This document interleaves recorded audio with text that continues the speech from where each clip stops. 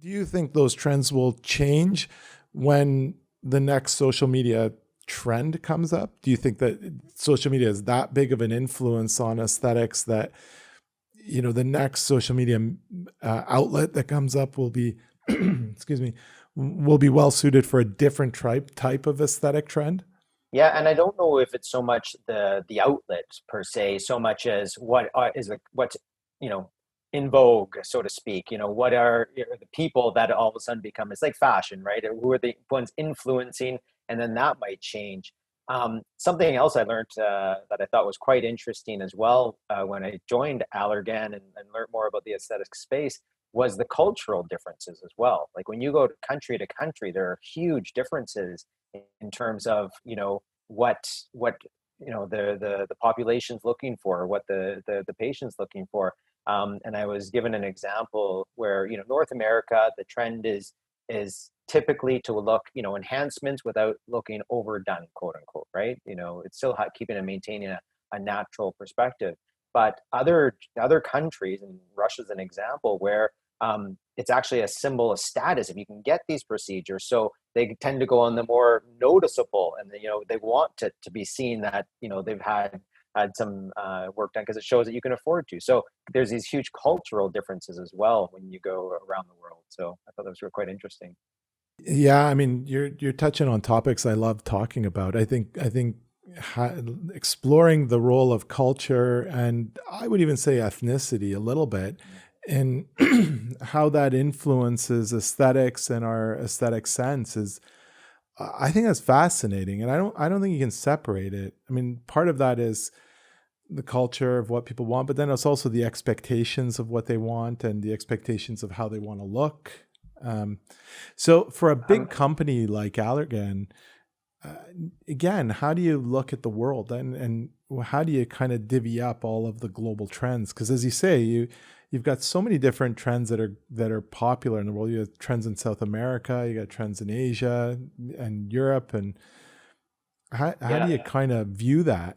Well, I think it's also a recognition that there are those differences. So even when you might be lumped in from a regional perspective, I think there's a recognition that countries differ and you have to be able to adapt. I don't think there's a one size fits all that you can apply around the world.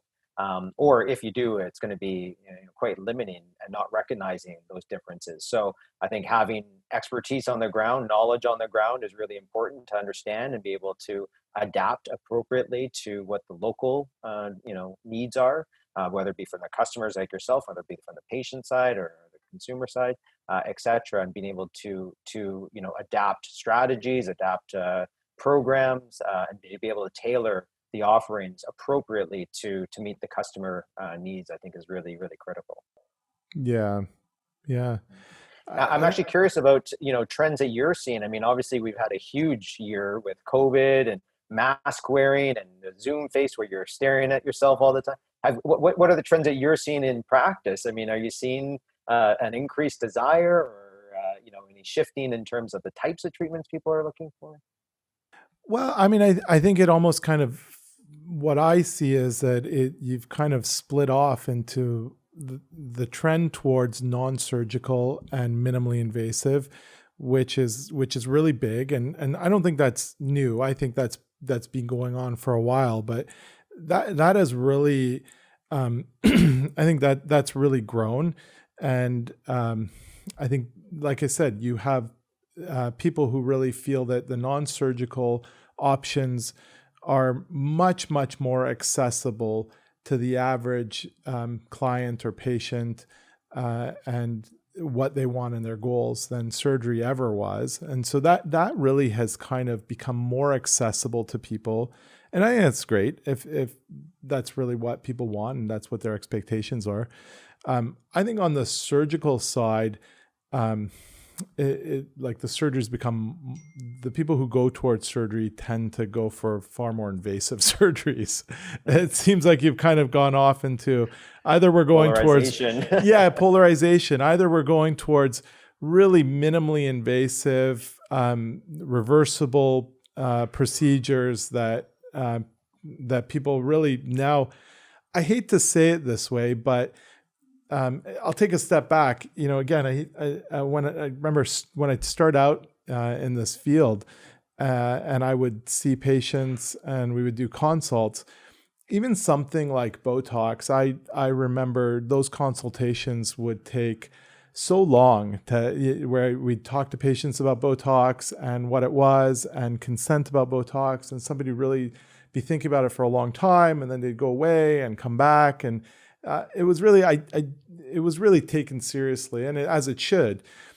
I mean, now it's so accessible, and the average person who comes in is already just so knowledgeable about these options, just worlds ahead of what they used to be, that I'm not trying to minimize this, but it's almost like people look at this like a haircut and color, where this is it's something that's so casual right now that they really do view it as a reversible thing that they're very knowledgeable about already, and they're happy to go to multiple providers. They've got lots of different options out there, um, and And I think there's more opportunity to expand that as well. And that's something, in Canada, we're really putting a focus on is two elements. I mean, it's really, creating that awareness, but also creating the acceptance of this, the destigmatization of aesthetics procedures.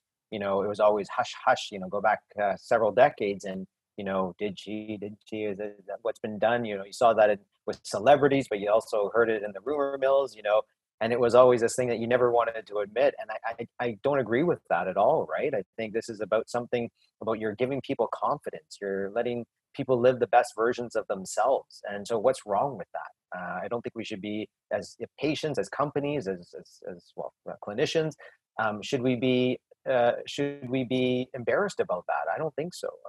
And so that's something I think we want to have an impact on.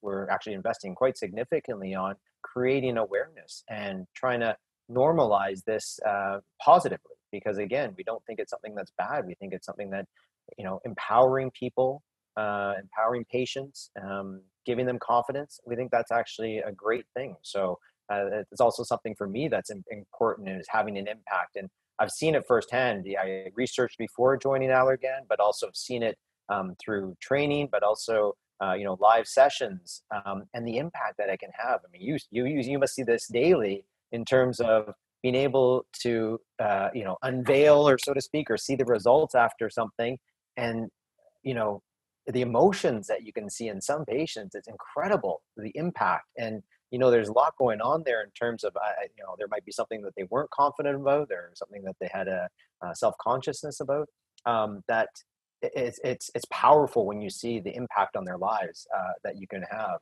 whether it be through surgical procedures, whether it can be through injectables, whatever. It's having impact on people's lives. Yeah, I totally agree. And I just think right now, people are so knowledgeable and so savvy when it comes down to options. Like I said, just exponentially more so than even a few years ago. And I think that's part of what social media has done. It's really made this so commonplace, and so make people so aware of what options are out there. And people are so used to seeing it that they do recognize. And I think that there is a backlash towards people who downplay it purposefully, like the whole Jennifer Lopez controversy about using olive oil as. I think that that's a reflective of people saying, yeah, let's be honest here. I Yeah. mean, it's one thing to say you don't want to do it, but let's be honest, Yeah.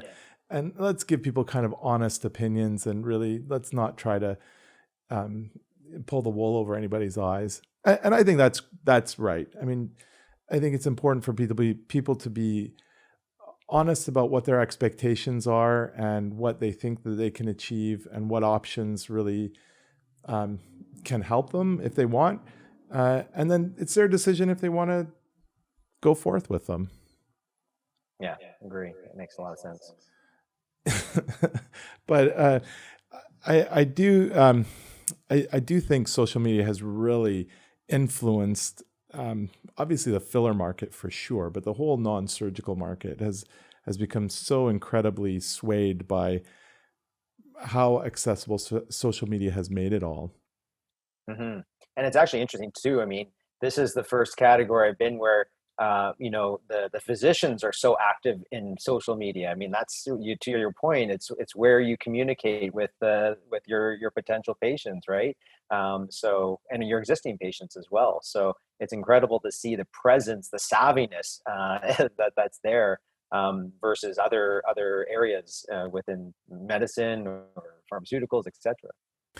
Yeah, I mean that in some ways is a very democratic thing. I think that social media has made physicians and medicine and this whole aesthetics industry more directly accessible to people on a one-to-one. And even I mean, I'm not great on social media, but I do find that more than ever I can interact with excuse me, more than ever I can interact with my patients directly.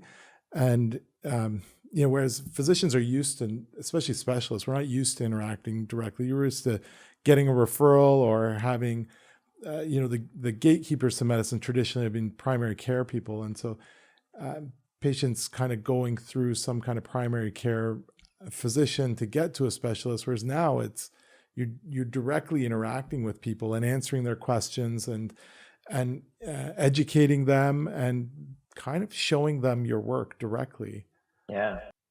It's a different engagement model, like you're saying. I mean, it's in many cases, not all, but it's elective procedures, right? So it's different versus the medically necessary, which has that more traditional pathway in terms of getting to specialists, especially in particular.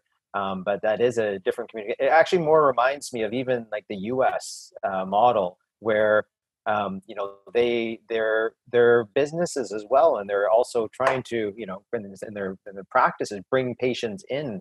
So there is a communication that they have to put forth, and also an engagement. There's patient satisfaction, etc., that has to really be present in the U.S. because it is more of a pull model that they're trying to pull to, and they've got more competition down there as well. And I see similarities in this market, right?